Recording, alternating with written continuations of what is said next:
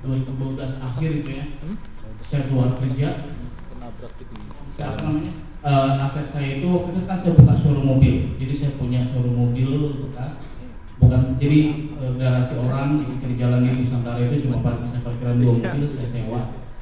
Saya beli ruko di Gunung Sahari, saya renovasi, saya jadiin guest house. Saya beli ruko juga di dekat DDC. Jadi Depok Maharaja itu yang ada Nurul Fikri, ruko yang tengah itu punya saya. Terus di Sentosa sama saya beli rumah di Pusara Kayangan. Mindset saya pada saat itu saya beli properti harus dapat uang. Itu selalu seperti itu. Dan saya nyaris bangkrut gara-gara itu. Nah, terakhir itu saya tahu mengenai developer. Mengenai developer saya tahu, tapi pada saat itu saya tidak tertarik dan saya belum berminat untuk menjadi developer. Akhirnya mobil saya kalau nggak salah ada 3 atau 4 yang dagangan terakhir itu saya jual, banyak gitu kan, karena waktu itu kan kebijakan mengenai DP sudah berlaku, multi-finance juga sama, semua lagi mencari bentuk. Akhirnya saya jual itu semua. Saya nekat beli tanah di di Pondok Terong. Saya jadiin waktu itu ada 1000 meter masih kiri. Jadi saya nggak ngerti caranya bikin rumah, saya nggak ngerti surat yang apa harus saya eksekusi. Mindset saya pada saat itu gimana caranya saya yang penting bisa cicil dulu. Nah, saya dapat itu tanah 1000 meter di Pondok Terong. Sama pemilik lahan bisa nih cash bertahap. Dari uang yang ada saya nekat saya bayarin dulu. Saya posisinya pada saat itu saya mau ikut workshop yang namanya PPI, saya mau ikut Aryo di Ponorogo, saya mau ikut beberapa komunitas developer itu menjelang akhir tahun tutup semua dan saya nggak bisa belajar sama sekali. Belum kenal teman-teman TDA properti Depok pada saat itu. Jadi nekat saya beli, kondisinya masih giring. Mindset saya udah developer kan 1000 meter, saya bangun sekitar 78 sampai 10 unit. Jadi uang sisanya saya panggil tetangga saya waktu itu pemborong. Udah saya kasih DP, mereka bangun. Mentok di suratnya masih kiri. Waktu itu PPI lagi bikin program sama BNI Syariah. Saya ikut dengan harapan bisa diproses di BNI Syariah gitu kan. Kepala cabangnya survei, terakhir dia bilang Pak nggak bisa Pak, harus jadi sertifikat induk dulu. Padahal saya udah pakai notarisnya dia, ngurus percepat, masuk, dibilang 8 bulan jadi. Gak taunya 1,5 tahun baru jadi sertifikatnya. Jadi benar-benar matang, kepentok benar-benar, dan saya nggak bisa bicara sama siapa-siapa. Jadi perjuangannya pada saat itu saya bingung gitu. Akhirnya ya udahlah saya pasrah gitu kan. Aset saya jual-jualin semua, saya bertahan hidup dari situ. Menjelang puasa Ramadan 2 tahun yang lalu itu 3-3-nya laku. Kondisi rumah pada saat itu ini baru sekitar 70% lah ya gitu ya. Jadi dari 3 unit rumah, akhirnya saya cuma beli 300 meter aja. 300 meter saya jadiin cuma 3 rumah.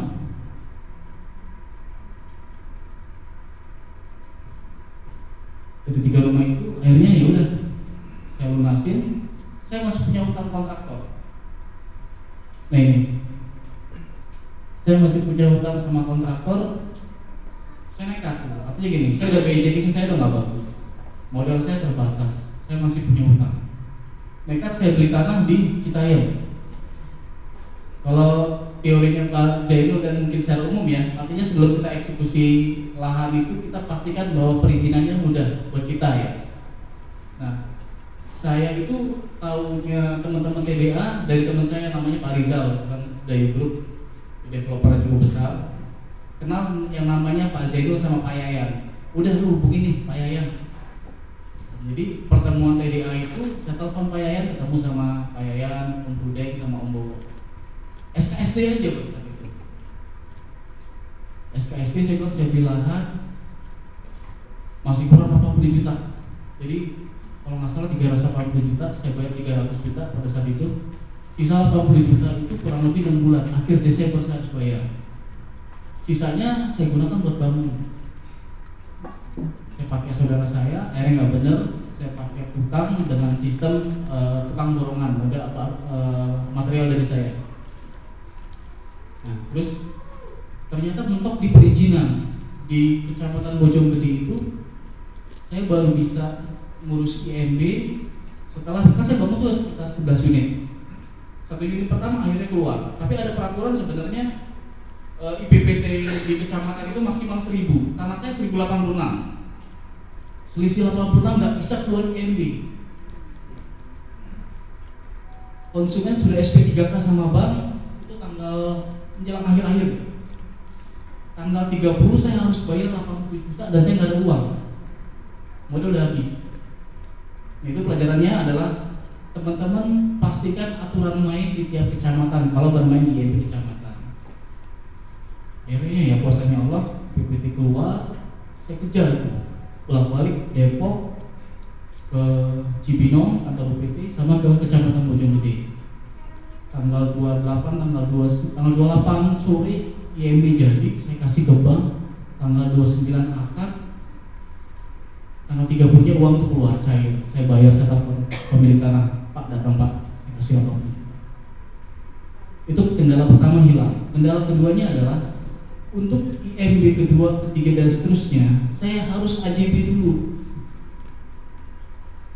Artinya apa? Jual beli dulu dengan konsumen, baru kecamatan mau ngeluarin IMB. Sementara bank IMB dulu keluar, baru bisa akad. Mateng gitu. Saya bilang sama orang kecamatan, Pak, sama dia ngomongin telur sama ayam Pak, yang mana yang duluan? Nah itu pelajaran. Jadi ya saya waktu itu SD saya telepon si Om Brude, karena kan maghrib saya telepon, Om Bowo saya telepon, saya samperin. Cuma saya lupa, ternyata pada saat itu karena Om Bowo udah punya SOP di perusahaannya, saya udah lama nggak main kantornya gitu kan. Jadi saya nekat, saya nggak kenal Om Bowo, cuma kenal sekali 2 kali ketemu saya main ke kantornya. Om Brude saya teleponin, maghrib saya teleponin. Teman-teman sekarang udah enak, ada ikhlas, ada KMB. Targetnya 6 bulan harus jadi. Ya itu pelajaran. Jadi ini proyek jadi kalian saya Irgi Realty, ini 3 unitnya. Awalnya yang banyak belajar dari proyek pertama. Kemudian proyek kedua itu 11 unit. Ini modelnya. Jadi kelebihan saya menciptakan suatu kondisi yang berbeda dengan developer lain. Pertama gini, jadi tidak di setiap rumah yang saya buat itu saya tidak bikin pelang, saya tidak bikin spanduk kumpul-kumpul di sekitar itu, tidak bikin, tapi laku semua. Ya, jadi kalau teman-teman bikin jadi lentik atau apa, saya enggak. Nah itu nanti ya itu saya juga ini website saya yang lainnya, jual rumah murah dan BDP. Ya, jadi saya tidak, tapi saya buat kelebihan di produk rumah yang saya buat. Di Citayam itu rata-rata semua pakai batako, saya udah pakai hebel. Depan rumahnya itu saya catnya pakai no drop atau enggak aquaproof. Jadi yang lainnya tidak bikin seperti itu, saya buat yang bagus. Terus dapur sudah jadi. Jadi mindset saya DP 10 juta dapat rumah sudah jadi tanpa harus renovasi. Air partekannya saya pakai jet pump, partekan 16 meter. Jadi saya bikin, kalau konsumen datang ke tempat saya melihat kondisi rumahnya oke nih. Mindsetnya kan gini, konsumen kita adalah konsumen yang keluarga muda ya, suami istri kerja, kalau gaji 4 juta, 8 juta, angsuran 3 juta, angsuran sanggup. Tapi buat DP ini nggak ketemu, belinya sama saya. Ya, Jadi saya bikin yang berbeda. Terus saya juga mungkin karena pressure ya. Jadi teman-teman kalau di sini kan kerjasama lahannya besar. Kalau saya enggak, saya 1.100. Nah, jadi dari 11 unit yang yang sudah jadi. Jadi kalau lihat teman-teman survei proyek saya itu dari jalanan depan itu nggak kelihatan ada proyek saya. Orang bank juga bilang kalau pernah orang bank itu survei, dia mau bikin kejutan. Saya kan waktu itu kan akad rumah saya foto udah jadi. Datang nih ceritanya, tanpa telepon ke saya, cari nggak ketemu. Akhirnya telepon saya, Pak saya mau survei Pak. Oh ya udah tungguin aja. Nggak ada pelang, nggak ada spanduk, nggak ada tanda pengenal gitu. Tapi semuanya soal. Kita modal sembunyi-sembunyi biar nggak ditodong. Tapi di luar kita iklan aja di internet. Tapi banyak preman kita minta. Ya, jadi dari 11 unit saat ini saya sudah siapkan yang sudah saya kuasai 100% itu 2100 rencananya sekitar 22 unit dan saya kemarin juga baru eksekusi tanah lagi. Tapi sekarang modelnya adalah cash bertahap. Jadi saya beli itu kurang lebih 285 juta, saya kasih DP 25 juta, 150% dari sisanya itu saya bayar awal November dari proyek saya yang terakhir ini sudah saya SP3K Bimbiran gitu ya. Jadi saya bangun awal November itu akad, saya bayar separuh, di proyek berikutnya lagi saya bayar lagi. Jadi saya sekarang modelnya adalah tanah itu eksekusinya cash bertahap.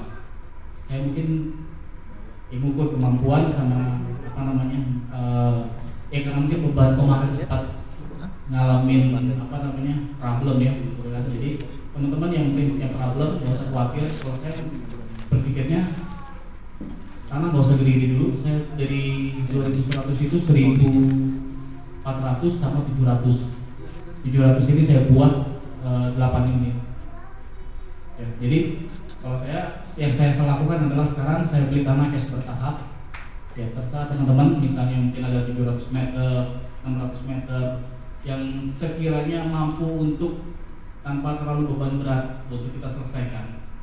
Karena kalau kita punya beban nih misalnya 200 juta harus bayar 2 bulan lagi, 1 bulan lagi gitu kan, itu luar biasa. Saya ngalamin kan harus bayar lunasin 80 juta sisa 3 hari dan saya nggak punya uang, luar biasa gitu kan.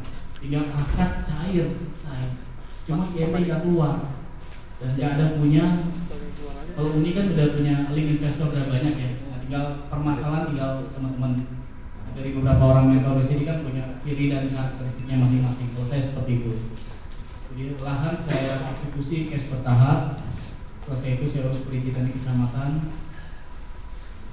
Saya bermain di online, saya punya akun di rumah.com rumah 123 sama di website saya. Itu saya lakukan dan sold out semua. Kemudian pola berikutnya adalah negosiasi dengan kontraktor. Jadi yang saya lakukan adalah 50% rumah saya mau jadi baru saya bayar. Saya kebetulan ya sama PTN juga relatif baik ya, jadi rumah sudah jadi ya, jadi sudah pasang genteng, pasang depan sudah dirapikan, tempat sudah rapi nih, carport sudah jadi, tapi dalam belum diapa-apain saya udah bisa akad dan cair 100%. Nah dari itu 50%-nya saya bayar buat kontraktor, bisa 100%, cuma saya tahan dulu, kan biar menilai. Itu jadi pola yang saya lakukan. Saya tidak eksekusi lahan tidak terlalu besar-besar, 500, 600 sampai 700 maksimal 1000 gitu kan. Saya lakukan dengan cara bertahap, negosiasi dengan IMB saya buat di kecamatan, tanpa harus rame-rame di sekitar proyek saya. Negosiasi dengan kontraktor dengan cara dengki 50%, kalau 100% juga ada. Ketika teman-teman hitung aja kira-kira kalau teman-teman belum punya bargaining position dengan bank, ya oke, berarti 100% rumah jadi, rumah terjual, bayar. Itu tinggal teman-teman negosiasi.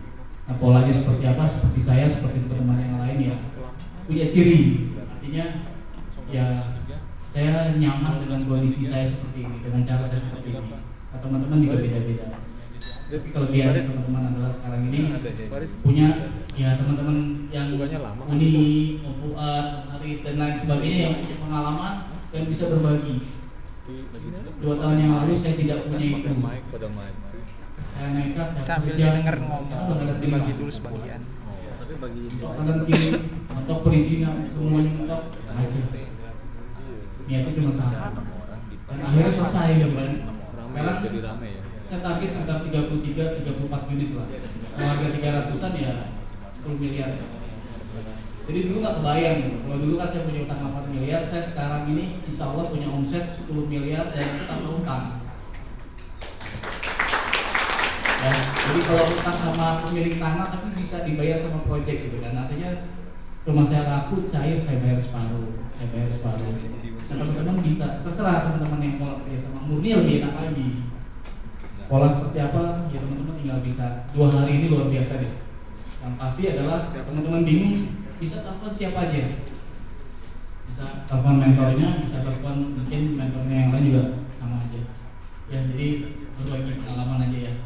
Itu aja. Terima kasih. Assalamualaikum warahmatullahi wabarakatuh. Terima kasih. Jadi saya pengen tahu dari sekian peserta ini yang belum pernah praktek atau terjun langsung di dunia properti berapa orang? Jadi intinya gini, yang perlu digarisbawahi adalah simple basic thing. Jadi yang perlu Bapak lakukan adalah bikin target. 1. Kedua, hubungi teman-teman yang saudara, kolega yang masuk dalam kategori warm connection. Jadi Bapak tawarkan, ibu-ibu tawarkan bahwa mau beli rumah nggak daerah sana? Harga murah loh. Itu adalah langkah awal untuk menjajaki. Kalau Bapak Ibu baca di Kaskus, di Perkota, di koran ada, atau di sebelah rumah ibu, walaupun belum diakuisisi, ajak beberapa orang untuk beli rumah di sana dengan harga yang miring tentunya. Jadi dari situ proses tadi akan mudah dilakukan. Kalau katakanlah ada tanah 500 meter bisa jadi 5 kapling, ya. Katakanlah harganya 500 juta, DP 100, 150, 200. Bapak Ibu cuma perlu jual 2 atau 3, proyek itu sudah selesai. Itu yang saya maksud simple step. Ya. Jadi nggak usah rumit. Kalau workshop sehari 2 hari ini rumit, tapi kalau prakteknya gampang, ya kan? Asal 1, suratnya benar. Jangan ada masalah di batas-batas, jangan sengketa. Jangan 2, yang 2 jangan kemahalan. Ya.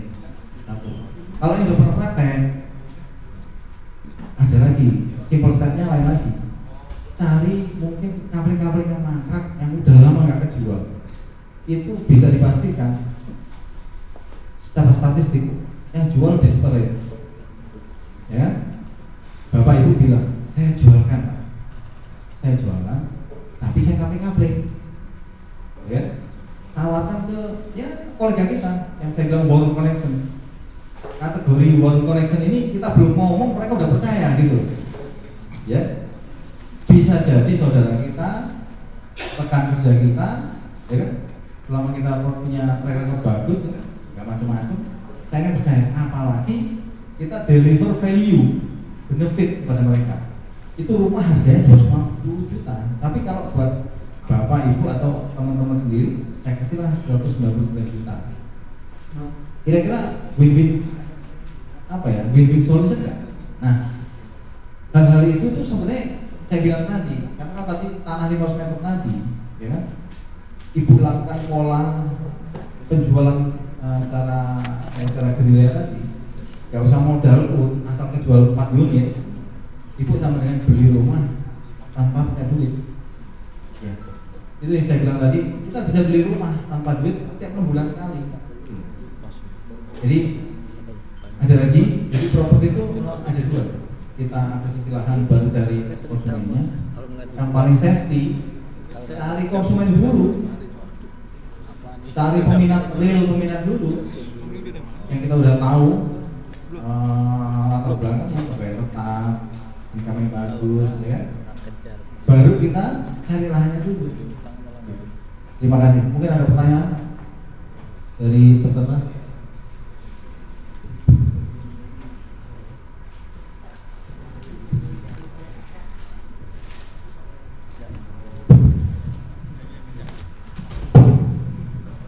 Terima kasih.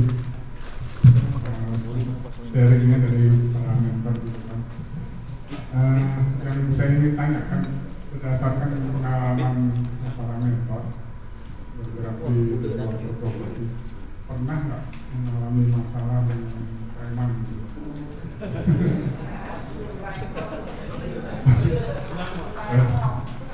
Sekarang ini kan tiap daerah ada ormasnya banyak, belum preman perorangan.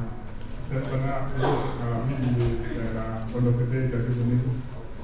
Itu padahal bukan saya developer, ya saya cuma ngurukin tanahnya, saya doang. Tapi itu preman, waduh, udah kayak absen tiap hari, sehari 3 kali.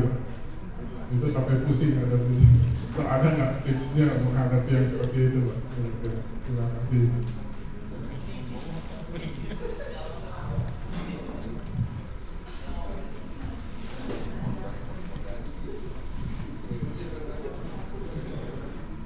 Itu udah sewajarnya dan seharusnya. Kalau nggak datangin preman berarti harus ditanyain kenapa nih. Kalau kata Pak Fuad dukunnya kemana? Jadi dulu waktu pertama sekali proyek didatangin preman itu ini menggigil, mukanya merah, matanya merah. Tapi setelah itu kita kan tanya-tanya sama teman yang lain.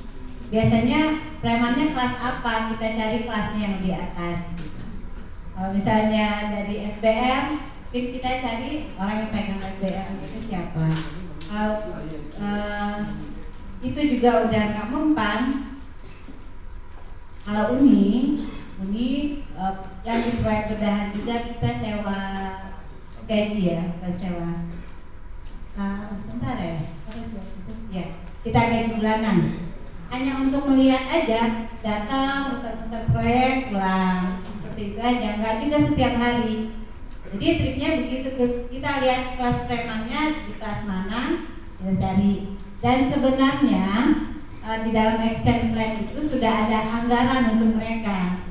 Jadi nggak terlalu mengganggu juga, asal kita sudah anggarin. Caranya aja, cara kita menghadapi mereka aja. Kan 50.000, 100.000 ya. Sebelumnya kita udah harus anggarin hal-hal itu, asal nggak kriminal. Kalau kriminal sudah pasti berurusannya dengan kepolisian. Kalau ini saya membantu menjawab. Jadi itu sebenarnya umum di Indonesia. Tapi kita pakai teori Bokis. Jadi kalau kita kenal Babinsa atau mungkin ya korwilnya setempat, kalau di Seng Pak Rocky.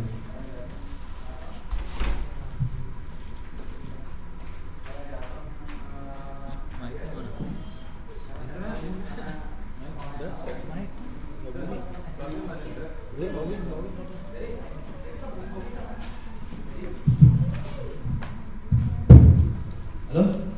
Jadi tipsnya banyak. Contohnya kita ngaku ya koleganya Babinsa, kita ngaku teman SD-nya, kepalanya, barusan gue ketemu bos lu, gak kami minta, ya, masa lu minta, malu sama bos lu, kan bisa seperti itu. Jadi, tapi tetap ramah.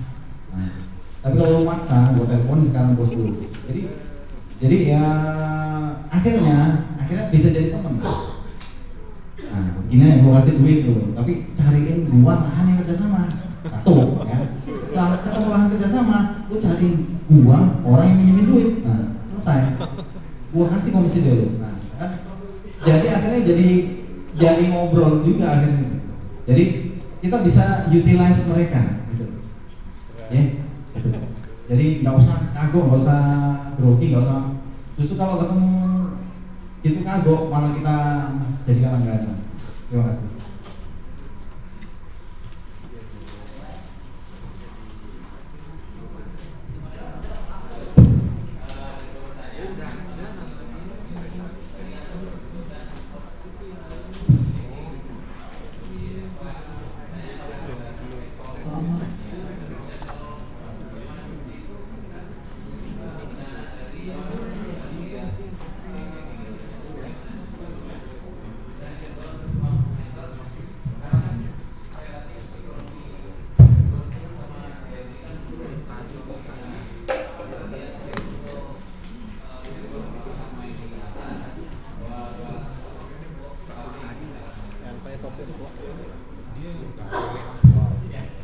Kalau saya saat ini Kolima jadi gini, kita ini kan sebagai developer, kita punya tanah, sertifikat, kita pecah, ada IMP, rumah jadi, bangga melihat kita. Kecuali kita bikin IEK, Dia ada 2 nomor. baru kita nggak bisa. Kalau konsumen kita ya, pay checkingnya clear, bisa proses KPR, AK, gitu man. Yang kadang mindsetnya kita kan gini, potensi bisnis di properti developer itu potensi profitnya besar. Terus Nyaman bener ya. Saya dari 300 meter 1100 sekarang 3100. 3 Ya, itu saya bayar bertahap. Nah, kalau teman-teman pakai uang bisa negosiasi dengan pemilik lahannya clear, tidak terlalu memberatkan, bisa cash bertahap, atau bisa kerjasama murni, atau rumah kafling terjual, itu enak, nyaman kita. Yang jadi problem adalah misalnya tahan 3000 meter nih, kita dikasih waktu termin 1 tahun, 6 bulan kita belum bisa jual 1 unit rumah pun, perizinan mentok. Kita di deadline 6 bulan lagi harus lunasin, angkanya besar, sakit kepala. Itu yang saya hindari. Artinya karena kemarin bebannya udah luar biasa, saya kasihan juga sama istri sama anak saya gitu, sama keluarga. Jadi saya ukur diri. Nah, kalau teman-teman lahannya bisa eksekusi dengan tempo yang lunak, gitu kan? Eksekusi. Ada investor nih, misalnya kita kan belum punya kontraktor, kan nggak mungkin percaya langsung sama kita kan. Udah cari investor atau keluarga yang bisa bangunin rumah, bagi hasil. Kita nggak modal apa-apa, dapat 30%, oke lah. Ya, jadi intinya nggak usah khawatir. Kita sebagai developer, BJK dikatakan nggak ada masalah. Yang penting sertifikat tanah itu pecah bidang, ada IMB, rumah udah jadi. Ya. Jadi Bang cuma melihat calon konsumen yang mau di rumah kita. Itu aja Bang. Ya, ya. Menambahkan Pak. Jadi call 5 ya. Oke. Saya call 4 Pak. Saya call 4 dan pada saat saya melakukan perjalanan kerjasama dengan Bank Syariah terkait dengan proyek saya bagi salam permanen 27 unit, saya dipanggil. Saya call 4 Pak. Karena bukan saya yang kredit, kebetulan pada saat dulu saya masih kerja, aplikasi saya dipakai oleh saudara istri, dipinjam aplikasi saya, dan dia bayarnya lambat-lambat. Dan saya jelaskan ke AO-nya, jelaskan kalau itu bukan punya saya. Dan kita kebetulan punya track record sebelumnya ya, di bank lain saya bawa perjanjian sama dengan bank lain. Ini bukti bahwa saya sudah pernah melakukan perjanjian bersama dengan bank lain. Pada saat itu Bank DKI Syariah yang namanya dan clear Pak. Dan saya kemudian minta teman saudara istri itu untuk melunasi yang utang dia yang tinggal berapa bulan, misalnya 2 bulan dia terlambat. Dan saya terpecat di call 4 dan itu saya biasa sampai setahun lebih untuk membersihkan call itu. Lupa Pak, nggak tahu Pak kita. Jadi karena kebetulan kita kan bukan kita yang ngambil kredit Pak ya, karena kita pakainya KPR inden. KPR ini artinya konsumen yang nanti yang mengambil kredit ke bank, bukan aplikasi kita yang menjadi jaminan, kita aplikasi konsumen yang dicek oleh bank apa ada way checking dan segala macam. Kira-kira gitu Pak kalau saya.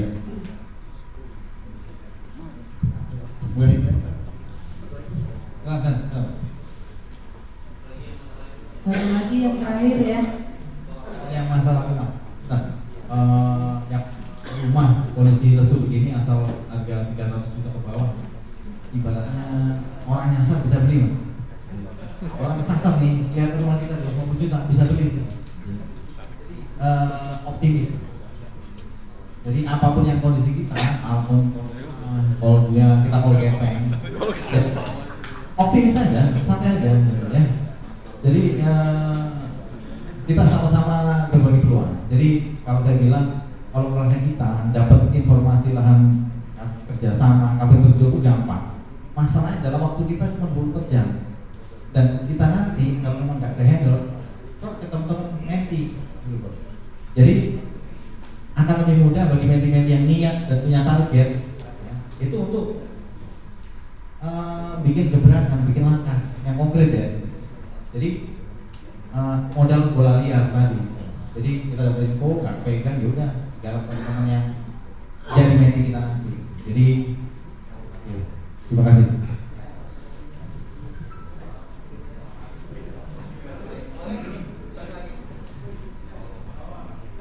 Tinggal 10 menit sih ya waktu kita di sini. Masih akan ada pembagian sertifikat juga untuk para mentor kita. Mungkin kalau sekiranya berkenan bisa nomor WA aja nama siapa, nanti tanya ke saya bisa. Atau setelah acara ini mungkin minta nomor telepon beliau-beliau.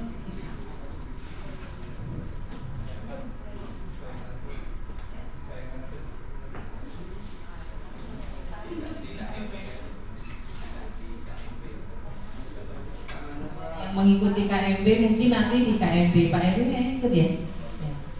Oke.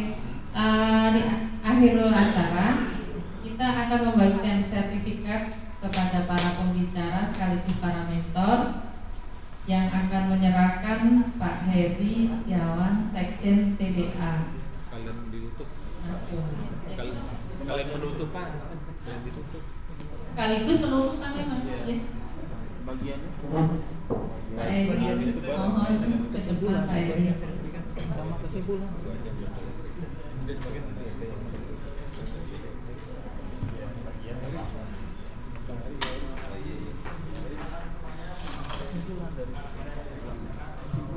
Ayo,